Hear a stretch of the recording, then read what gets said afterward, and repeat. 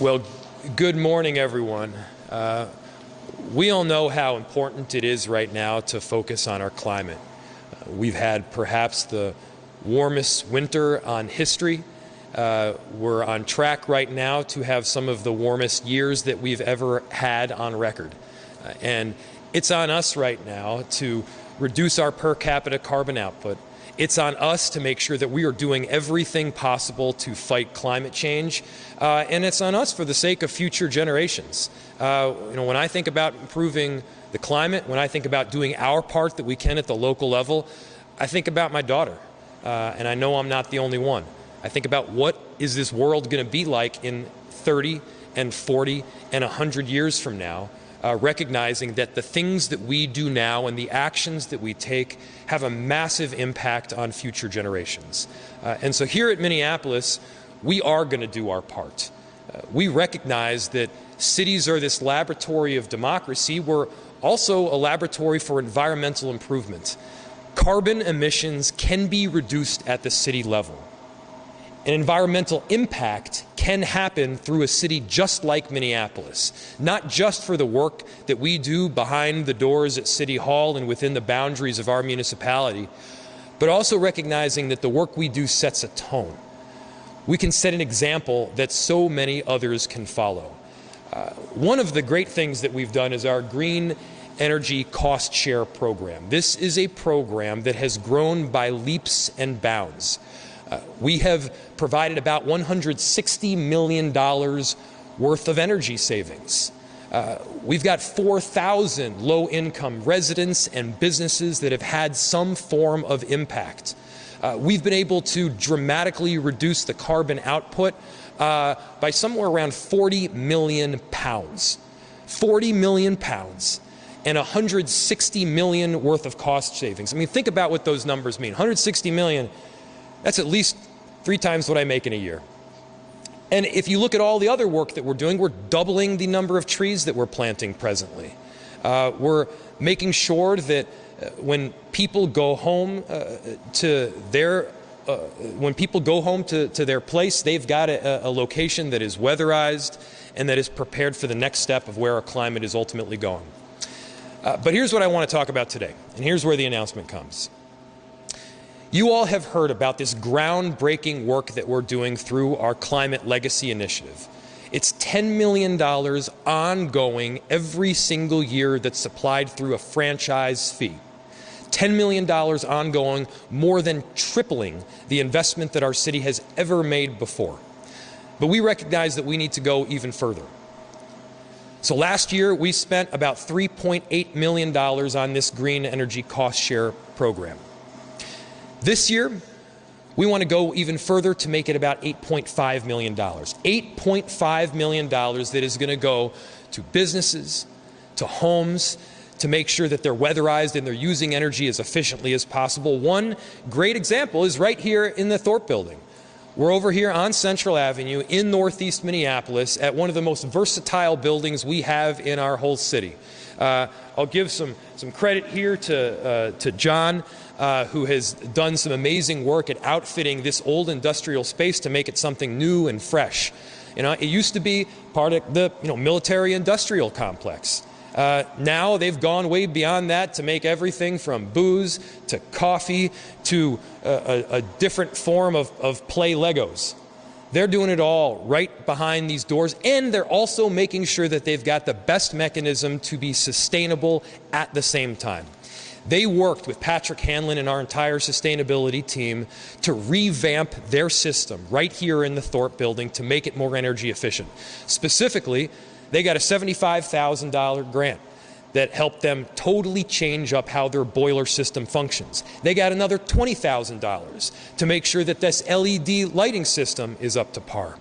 That money does 3 things. One, it makes the building more comfortable. It makes an already very appealing building for businesses throughout our city even more appealing. Second, it helps to reduce the cost of energy. This is not just the right thing to do morally, this is also the right thing to do by your pocketbook. These businesses, these buildings are going to save money because they're reducing their energy output. And finally, this is good for the planet. This is a good thing for planet Earth and something that we all should be able to get behind. I want to give, again, a big thank you to John Sanders, the manager of Bone in the Thorpe building here, to Juan Linares, who's the project manager at Mercado Central, also a fabulous participant in this work. And then finally, Lev Buslovich, who's the president of Apendana Solar, doing phenomenal, groundbreaking work in the field. And so, these are our partners here that we've been working with constantly, and of course, so much of it has been led by Patrick Hanlon, who is our Deputy Commissioner over at Health of Sustainability, and someone who I trust so deeply in taking these next steps. And someone who, from the very first moment that I met her, was really into environmentalism and sustainability before it was even cool. Someone who has been a leader on Green Cost Share, on the Climate Legacy Initiative, and is a council member. In fact, the most experienced council member by years on the entire city council, my good friend, and an incredible city council member of the 13th Ward, Linea Palmisano. Thank you, Mayor. Maybe you're calling me old, I'm not sure. Good morning, my name is Linea Palmisano. I'm the Minneapolis 13th Ward City Council member. I love Minneapolis, though it's not my hometown. It is my forever home. It's where I choose to have a family and raise children and create community. And I care deeply about the health of our city and the legacy that we are leaving to our children. Change starts right here at the local level. It's part of why I'm in local government, and it's part of why I chose to run for office. I'm honored to have the ability to help shape climate policy here, now and into the future. Our city staff know what's needed to address the climate crisis right now. They've deeply analyzed which steps are going to be the most impactful. So we uniquely understand age and efficiency of our housing stock, our tree canopy, local food sourcing, and the needs to electrify our transportation system. It's going to take these local experts to make change. I was happy last year to co-author the electric franchise fee increase that helps to fund this programming that can address our local needs. Part of that is understanding that Minneapolis is not a monolith. We're made up of neighborhoods, corridors, intersections, blocks, and old buildings like this one that each have their unique strengths and challenges. And we need to recognize that these areas have not historically been treated the same. And where we need to start our work is in those places that haven't been treated fairly in the past. It's crucial for the health of every single person in this city. And it's a reflection of our city overall that we first meet the needs of the people that haven't been treated fairly in the past. I'd be remiss if I didn't take this opportunity to remind us that this is a partnership between the city and you, the people in Minneapolis. We all are needed to make a difference here, big and small, from learning how to recycle properly to making a next vehicle purchase being an electric vehicle. One is not more important than the other. And the point is that our habits in conjunction with this amazing programming for our city is what it's going to take to make a safe and healthy future here in our city. So I will pass it along to Director Patrick Hanlon. Thank you, Councilmember Palmisano. My name is Patrick Hanlon. I'm the Deputy Commissioner of Sustainability, Healthy Homes, and Environment. I work with folks all over the state. I work with folks all over the country in this space, and there aren't a shortage of people who understand what needs to be done in the sustainability space. And small businesses, solar developers, folks know what needs to be done. And we are really fortunate, and he's probably not going to be happy that I'm going to do this, but the leadership that Mayor Frey has had from the time he was a council member to ensure that we have leadership in the climate space and to ensure that dollars that are being charged for pollution get back out into the community and out of the bureaucracy and into the hands of people that can do the work has been his work since day one. And so we can have all the ideas that we want, but if we don't have that leadership at the top, we can't get this kind of work done. And so I just want to say thank you to Mayor Frey for all the work that he's done over the years, to Councilmember Palmisano for the work that you've done with the MN350 and the coalition of partners and the ability to listen listened to people in the community that are out there as they drove this climate legacy initiative forward, the mayor's climate legacy initiative, to make sure that that money that is charged to folks in the community gets back out into the community. And as you mentioned, make sure that it gets into our places of equity first. 60% of our funding gets back out into those communities first. So we far exceed what's called White House Justice 40 standards set by the White House, making sure that folks that are most disadvantaged get that funding first. And I should say that with all the stories that go on in Minneapolis, there is a lot of alignment from all of council and the mayor's office around this initiative. This is $10 million a year that's invested back into the community, and that is a really great space to be working in as staff, to be able to go out there and get resources back out into the community.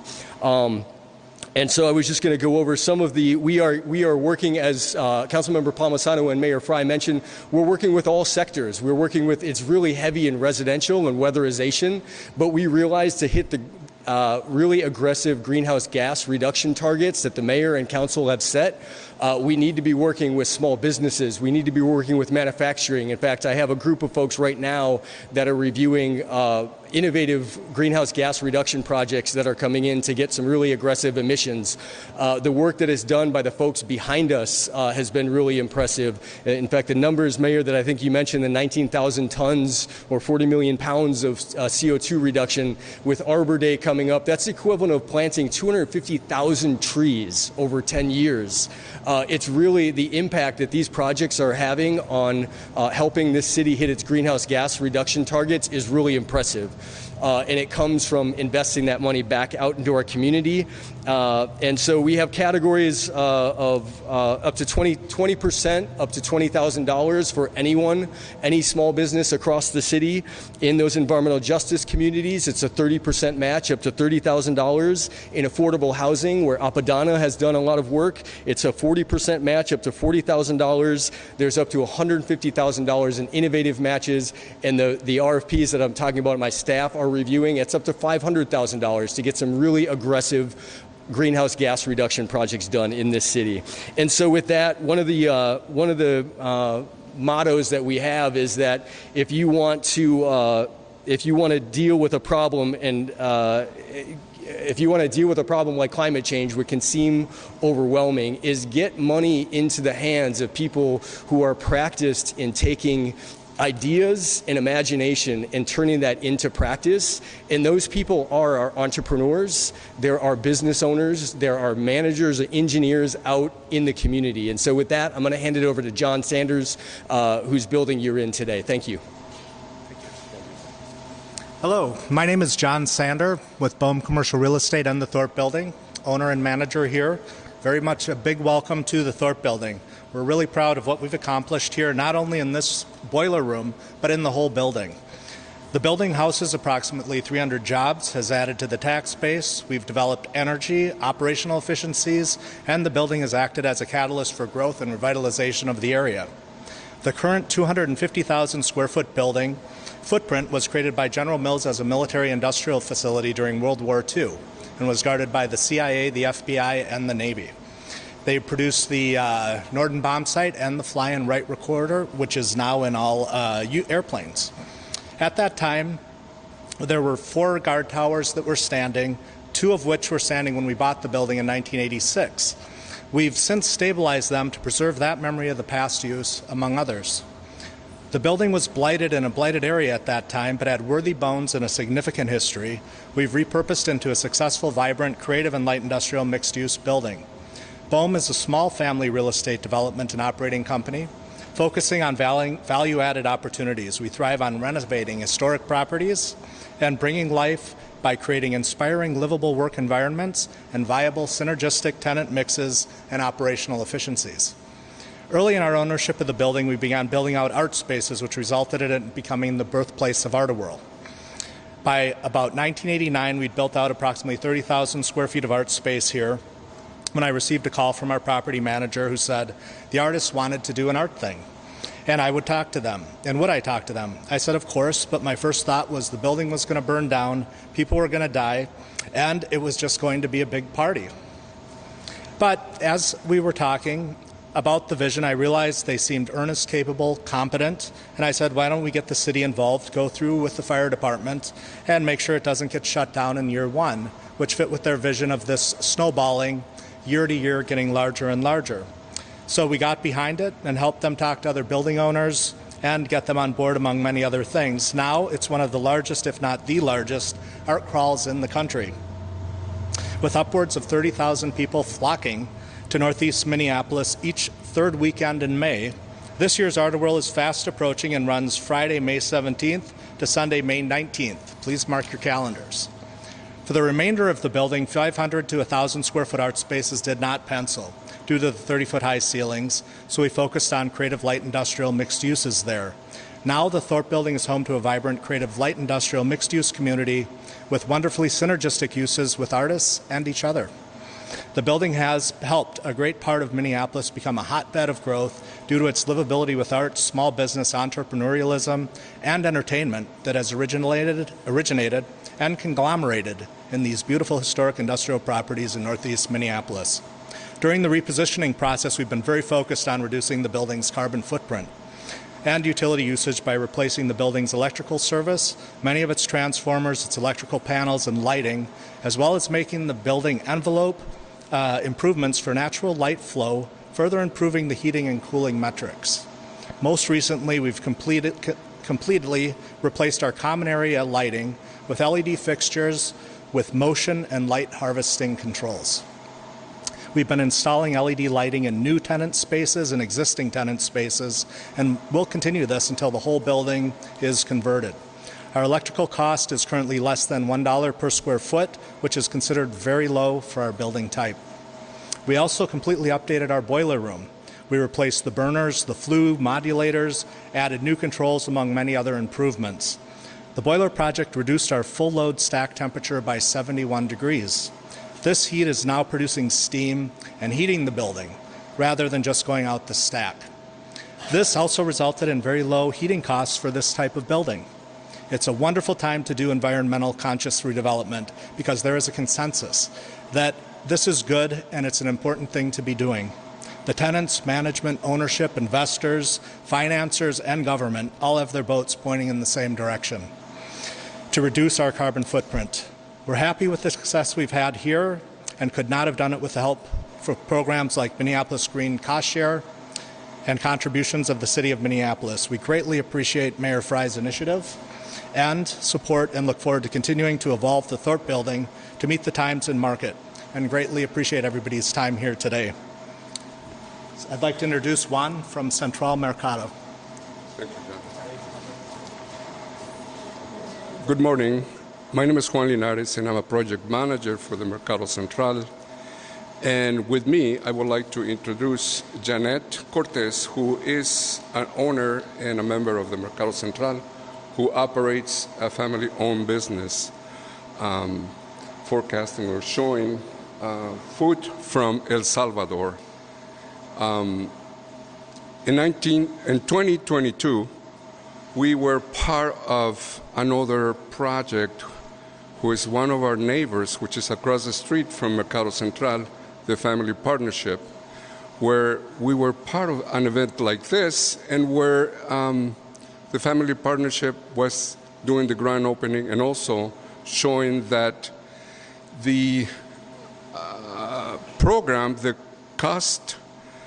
Green Cost Share program had also been a benefit for them in installing solar panels. That was an inspiration for us, and in 2022 we applied for the funding, which we got, and in 2023 we began our solar panel system. Mercado Central is committed to become a green operation.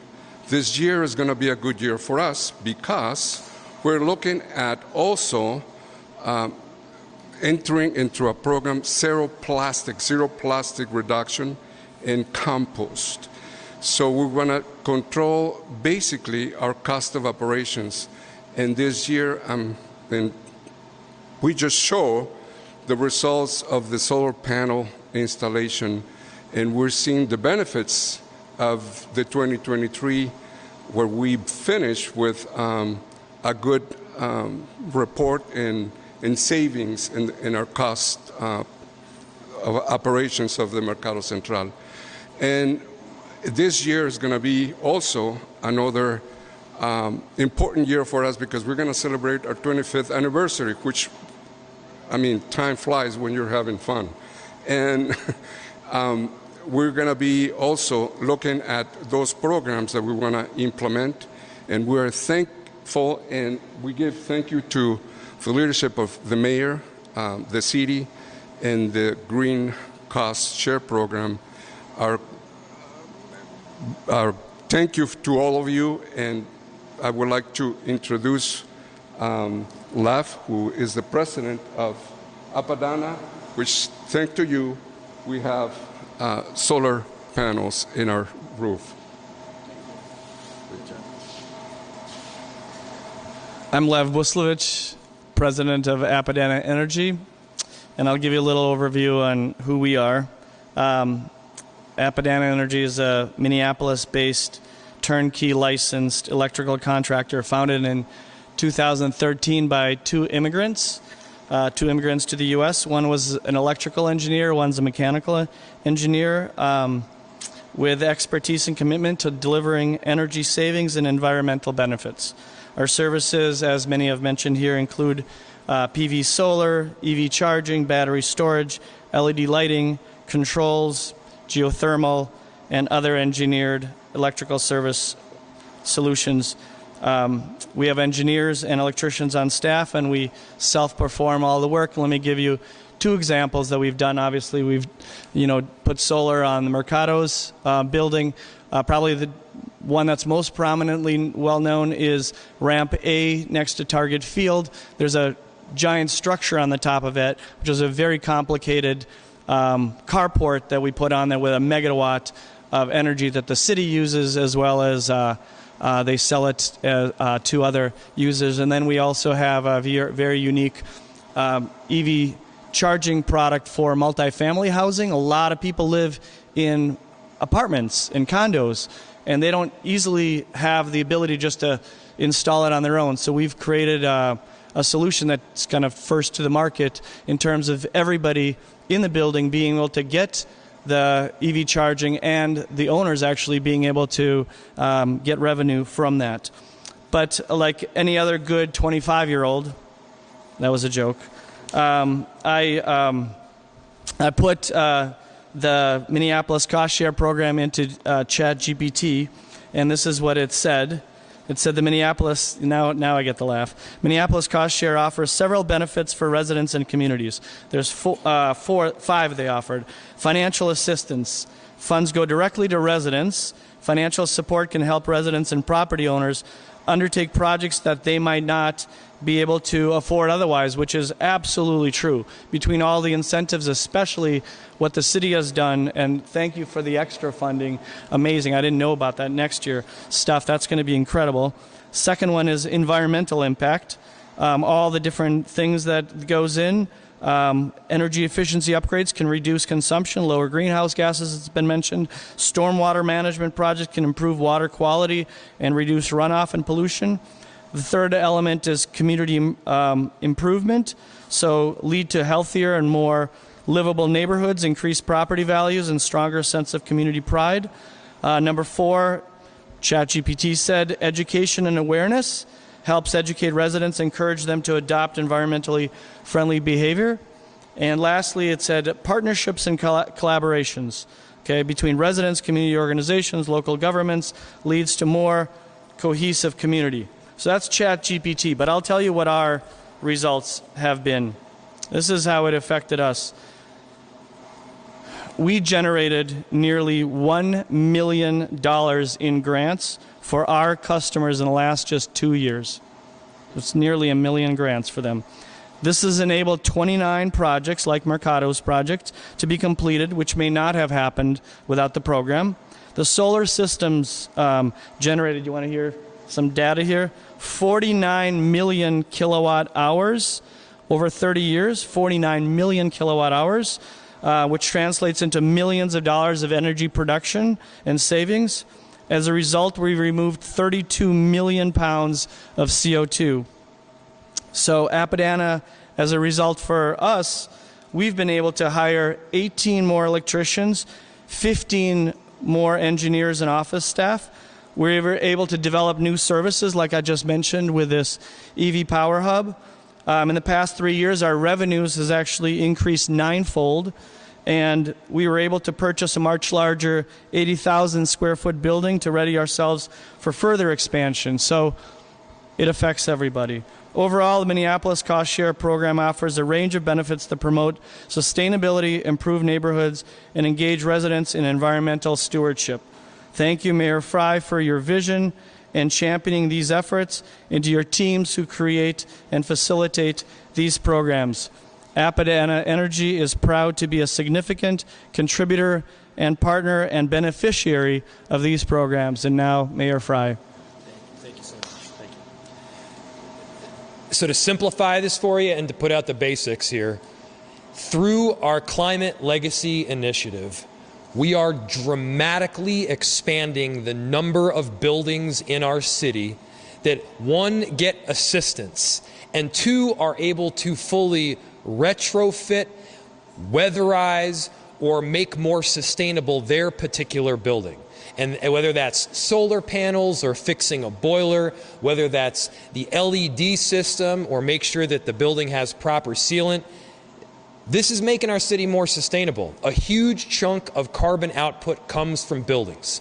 We're making sure that those buildings are more sustainable for the climate as a whole. And again, this is increasing the funding by about $5.5 million. With that, I'll open it to any questions you might have.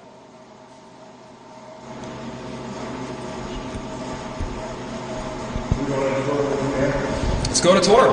Let's do it. Thanks, everybody.